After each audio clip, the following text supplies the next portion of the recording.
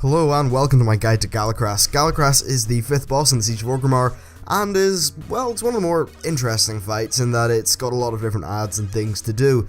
However, it should be pretty simple as long as your group can just get a solid sort of rotation with the different mechanics going. Now this is a two-phase fight, and the main part of the fight is actually the first phase. There's a road in the middle of the area and 2 towers to the sides. The goal of this phase is to capture both towers while keeping the friendly NPCs alive. You'll face numerous adds in the middle and some on the towers.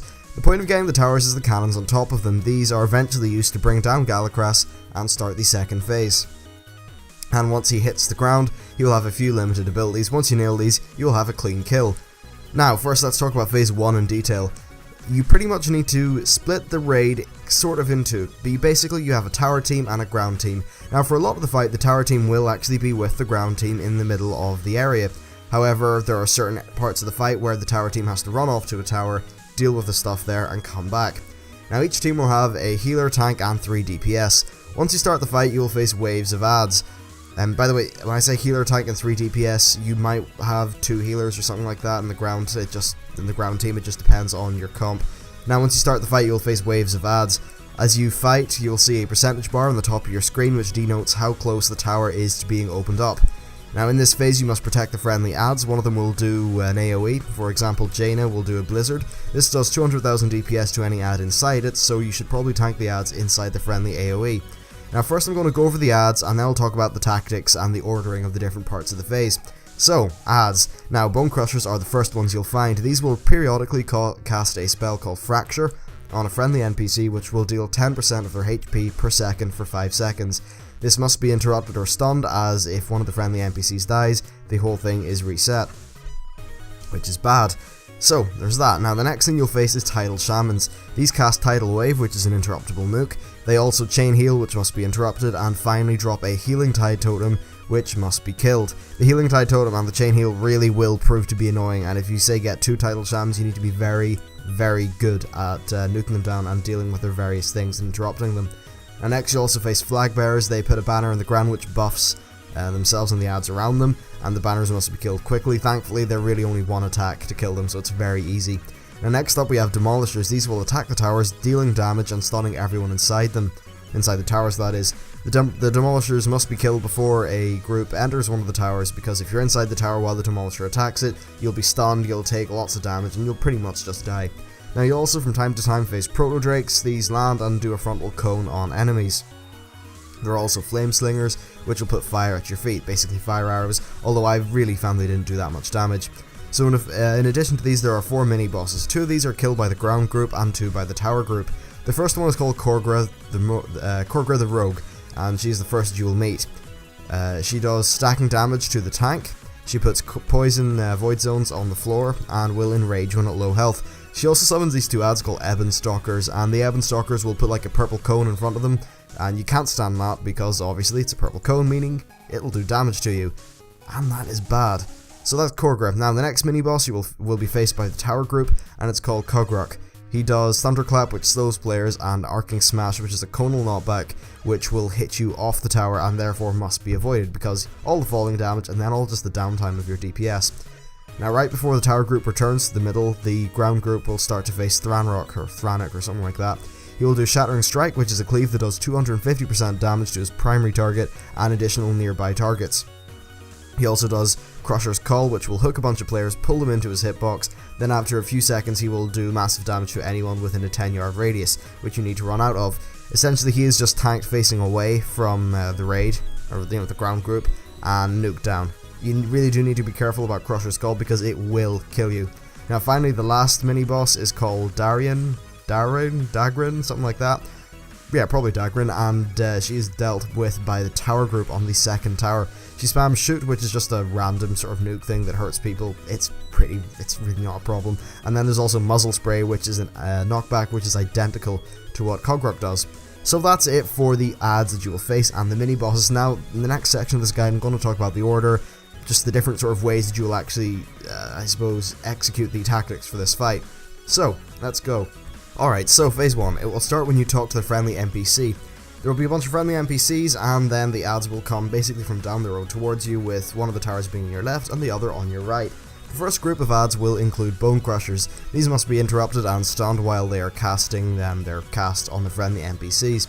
Now the next group will have a title shaman and a flag bearer. The shaman must be killed and his chain heal should be interrupted. Also, you need to kill the flag and the healing tide totem.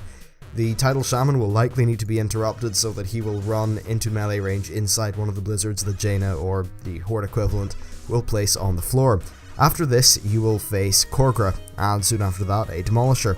Now at around the time that the Demolisher appears, and probably slightly before, one of the towers will open up. And you need to kill off, I'd recommend killing off any Bone Crushers or Shamans, then killing the Demolisher, and right after the Demolisher is killed, you send the tower group. In fact, you probably want to send the tower group when the Demolisher is about 30% health. So the tower group goes off to do the tower, while the ground group take care of Korgra. The tower group pretty much must fight the ads in the tower, and then kill the mini-boss on the top of the tower. Once everything is dead, the cannon on the top of the tower can be used to kill the Proto-Drake ads that you'll find flying around in the sky. So basically, you leave one person behind in the tower to use the cannon to kill the ads while everyone else goes down to help the ground group. Now while the tower group is doing all these things, the ground group will be facing more and more ads. Pretty much they kill them, deal with the mechanics, that kind of thing. It should be okay. By the time the tower group fully returns, and that includes the cannon person, the third mini-boss, Thranok, should be up. And he'll either be there or about to spawn in, and shortly after he comes, a Demolisher will appear.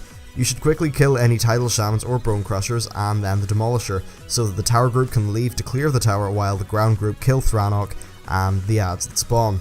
The tower group will face nearly the exact same challenge as they did with the first tower. Now shortly before the tower group kills everything on top of the tower, allowing the cannon to be used, someone needs to go up to the other tower's cannon, since Galakras needs to be hit twice in quick succession. A fast way to get up is by clicking on the rope, which will drop down from the first tower. Now you should only shoot down Galakras at the right time, i.e. when there are not many ads left.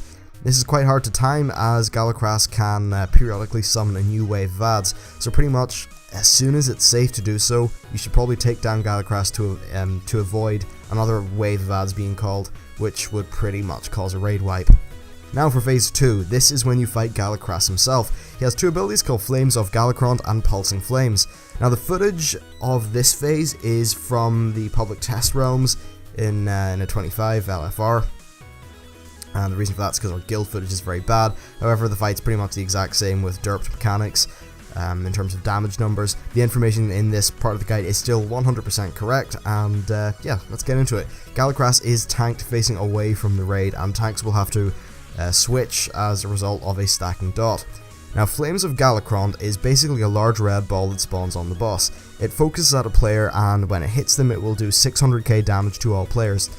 Now if it passes through a player on its way to the destination player, the player who it passes through will take 30k damage a second, but the final damage that the ball does will be reduced. So this pretty much needs to be soaked by most of the raid in order to make the final amount of damage trivial. Now there are two popular methods. The first is to stack at max melee range and have the person with the ball run behind the group, therefore kiting the ball through all the players in the melee stack and absorbing a lot of its damage. The second is to pretty much have the players form a line, and then the person with the ball runs to the back of the line, letting the ball kite through everyone. Now people whose stack of the next ability is too high can just run out to the side of the raid to let their stacks fall off or something like that. Now, speaking of this, he does an ability called Pulsing Flames. This will tick throughout the fight with the second phase, doing 30k fire damage to everyone and causing the fire damage that Galakras does to increase by 3% per stack. So essentially this phase gets harder and harder as it goes on, so the more DPS you have and the better you execute these mechanics, then the faster you will kill the boss, and also the easier the kill will be. So once you deal with these two mechanics, the fight is it's pretty much won, essentially. Now, Phase 1 is generally considered to be the hard bit. Phase 2, it's really just getting your head around it, getting a strategy, and then it should be easy. What matters the most is being sure that you get Phase 1 down. Now Phase 1 can be a little bit more tricky than it initially seems, just because of the timing of all the different waves of ads, and the fact that players really do need to be on the ball with dealing with the ads mechanics, especially when it comes to, say, not letting Varian, Jaina, etc. get killed, that sort of thing. This one may take you a bit longer than some of the previous bosses in the first wing did, and it definitely seems like this is where perhaps the difficulty curve does start to increase. Anyway, that's it for this guide. I hope you enjoyed it and found it useful. If you did, I would say please consider liking and subscribing because it really does help me out. And with that, I'll see you next time.